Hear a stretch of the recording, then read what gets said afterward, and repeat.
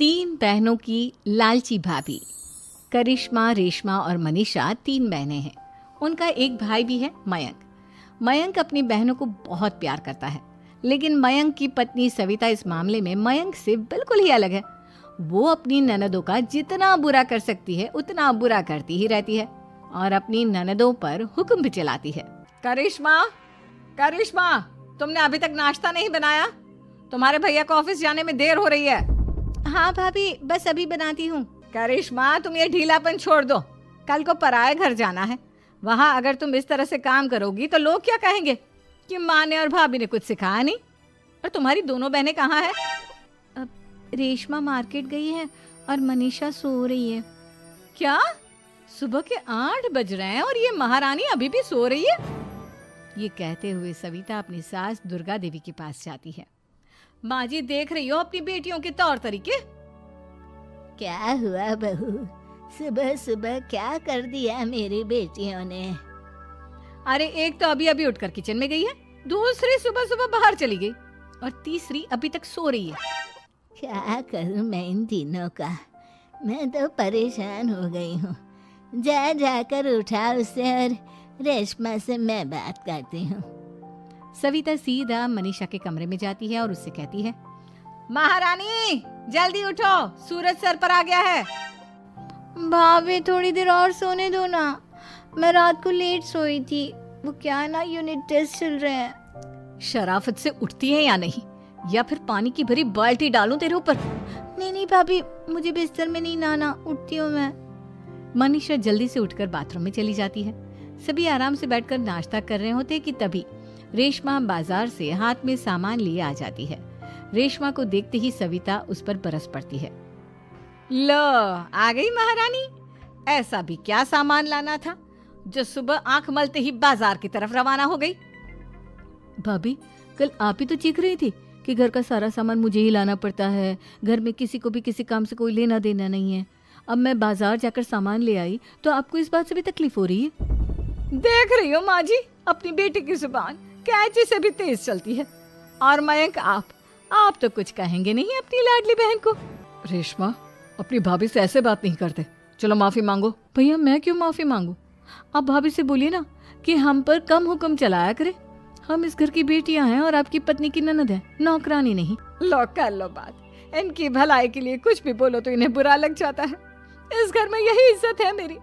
देख लो माँ जी, आपकी बेटी किस लहजे में मुझसे बात कर रही है। सविता वहां से चली जाती है। मयंक को बहुत गुस्सा आता है, वो भी वहां से चला जाता है। फिर करिश्मा रेशमा को समझाती है, रेशमा, तुम्हें भाभी से माफी मांग लेनी चाहिए थी ना। लेकिन दीदी, मैंने कुछ किया ही नहीं तो मैं माफी क्यों मांगू? हाँ करिश्मा दीदी, रेशमा दीदी जैसे ही घर में आई भाभी ही उन पर चिल्ला रही थी। हाँ, मैं मानती हूँ कि गलती भाभी की थी। मैं तो इसलिए बोल रही हूँ कि भाभी ने माँ को तो पूरी तरह अपने वश में कर लिया है। वो हमारी बात सुनती ही नहीं। मयंक भैया हमारे लिए हमेशा खड़े रहते हैं, इसलिए उनकी बात का मान तो तुम्हें रखना चाहिए था ना। कोई फायदा नहीं दीदी, कुछ दिनों की बात और है, भाभी उन्हें भी हमारे खिलाफ भड़का देंगी। फिर वो भी माँ की तरह हमारी किसी बात का विश्वास नहीं करेंगे। इसी तरह सविता अपनी तीनों ननदों को किसी न किसी बात पर परेशान करती रहती थी। एक दिन मयंक अपनी तीनों बहनों के लिए गिफ्ट लाया। क्या रेशमा, ये तुम्हारे लिए हार का सेट। रेशमा, तुम्हारे लिए सुंदर सी ड्रेस। और मनीषा, तुम्हें किताबें पसंद है ना, तुम्हारे लिए किताबें लाया हूँ। थैंक यू भैया। थैंक यू भैया। थैंक यू भैया। करिश्मा, तुम्हारा नेकलेस कितना सुंदर है। ये भैया कहाँ से ले आए होंगे?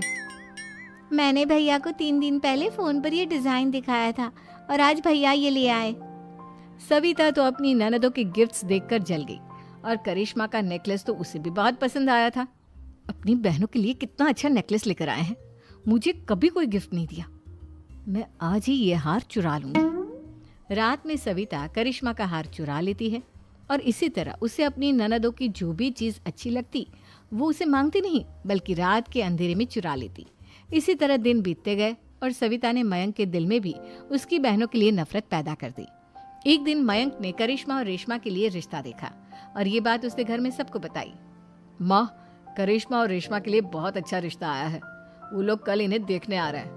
आप और सविता मिलकर सारी तैयारी कर लेना। ये सुनकर करिश्मा और रेशमा खुश हो जाती हैं, लेकिन सविता सोचती है, अगर इन दोनों बहनों की शादी हो गई तो घर और बाहर का काम कौन करेगा? मनीषा तो एक नंबर की कामचोर है, उससे तो किसी बात की उम्मीद लगाना ही बेकार है। मुझे इस शादी को रोकना होगा। अगले दिन सभी लड़के वालों के स्वागत की तैयारी करने में लगे होते हैं। तभी मयंक अपनी बहनों से आकर कहता है, तैयार हो गई तुम दोनों? देखो दोनों लड़के बहुत अच्छे हैं, मैं कोई कसर नहीं छोड़ना चाहता, इसलिए तुम उनके सामने अच्छे से बिहेव करना और अपनी भाभी से लड़ने मत लग जाना। करिश्मा, तुम वो नेकलेस पहन लो ना जो मैं तुम्हारे लिए लाया था। भैया मैं बहुत देर से वो नेकलेस ढूंढ रही हूँ, लेकिन मुझे मिल ही नहीं रहा। क्या तुमने नेकलेस खो दिया? तुम्हें पता भी है वो कितना महंगा था? तुम कोई काम ढंग से नहीं कर सकती। मयंक गुस्से में वहां से चला जाता है। थोड़ी देर बाद लड़के वाले भी आ जाते हैं। वो दोनों बहनों को पसंद कर लेते हैं और रिश्ता पक्का हो जाता है। लेकिन सविता के दिमाग में तो कुछ और ही खिचड़ी पक रही थी। वो पंडित जी के पास करिश्मा की कुंडली लेकर जाती है और उन्हें पैसे देकर करिश्मा की कुंडली बदलवा देती है। जब लड़के वालों के पास करिश्मा की कुंडली जाती है तो वो दुर्गा को फोन करते हैं। बहन जी, हमने करिश्मा की कुंडली अपने पंडित जी को दिखाई थी। आपकी बेटी की कुंडली नहीं बल्कि दोषों का पिटारा है। देखिए, मैं और मेरे पति इन सब बातों में बहुत विश्वास करते हैं, इसलिए हम आपकी बेटी से अपने बेटे की शादी नहीं करा सकते। इस तरह करिश्मा का रिश्ता टूट जाता है और सभी घर वालों को बहुत दुख होता है। अब कविता सोचती है, चलो करिश्मा का तो रिश्ता टूट गया, अब रेशमा का भी रिश्ता तोड़ना है। क्या करूं? अब सविता आवाज बदलकर किसी अननोन नंबर से रेशमा के होने वाले ससुराल में फोन करती है। हेलो, मैं कौन हूँ कौन नहीं ये आपके लिए जानना जरूरी नहीं। बस इतना सुन लो कि रेशमा का 2 साल से किसी के साथ अफेयर चल रहा है। बस रेशमा का रिश्ता तोड़वाने के लिए सविता का इतना कहना काफी था। अब रेशमा का भी रिश्ता टूट गया। मयंक और दुर्गा देवी ने रेशमा को खूब खरी खोटी सुनाई और उससे बार बार उस लड़के के बारे में पूछने लगी। आप दोनों मुझे क्यों परेशान कर रहे हो? अरे कोई लड़का होगा मेरी लाइफ में तो मैं बताऊंगी ना, जब कोई है ही नहीं तो कहाँ से लाऊं मैं कोई लड़का? तो तेरे होने वाले ससुराल वालों को फोन किसने किया था? माँ मैं नहीं जानती किसने फोन किया था, मैं सच कह रही हूँ। मैं तो पहले ही कह रही थी इसकी लगाम खींच कर रखो, लेकिन मेरी सुनता ही कौन है। आप चुप रहिए भाभी, ये सब आपका ही किया धरा है। अब तीनों बहनों को विश्वास हो जाता है कि ये सब उनकी भाभी ही कर रही है। तीनों बहनें अपनी भाभी को सबक सिखाने के लिए एक वकील कर लेती है और घर में हिस्सा मांगना। देखो भैया, माँ बाप की जायदाद में जितना बेटों का हक होता है उतना ही बेटियों का, इसलिए इस घर के 4 हिस्से होंगे और हमें अपना हिस्सा चाहिए। मैंने तुम्हारे लिए क्या क्या नहीं किया और तुम इस घर में हिस्सा मांग रही हो? भैया, आप और माँ हम बहनों की कोई बात नहीं सुनते हो और भाभी हमारी शादी नहीं होने देगी क्योंकि उन्हें लगता है कि आप हमारी शादी में ज्यादा पैसा लगाओगे और उन्हें हम जैसी फ्री की नौकरानी कहाँ मिलेगी। तो हम भाभी के साथ तो रह नहीं सकते, हम बहनों को अपना हिस्सा चाहिए। अरे तुम्हें शर्म आनी चाहिए अपने भाभी पर ऐसा इल्जाम लगाते हुए।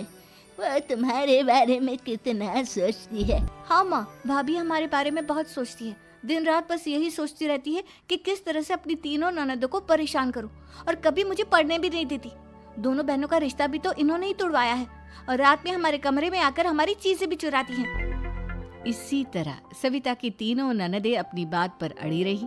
अब कोर्ट में तारीख भी शुरू हो गई। जब सविता को लगा कि उसकी तीनों ननद इतनी आसानी से नहीं मानने वाली, तो उसने अपने पति और सास को सारी सच्चाई बता दी और अपनी तीनों ननद से माफी मांगी। मयंक और दुर्गा को भी अपनी गलती का एहसास हो गया। अब सविता खुद करिश्मा और रेशमा के लिए अच्छा रिश्ता ढूंढती है और उनकी शादी करवाती है।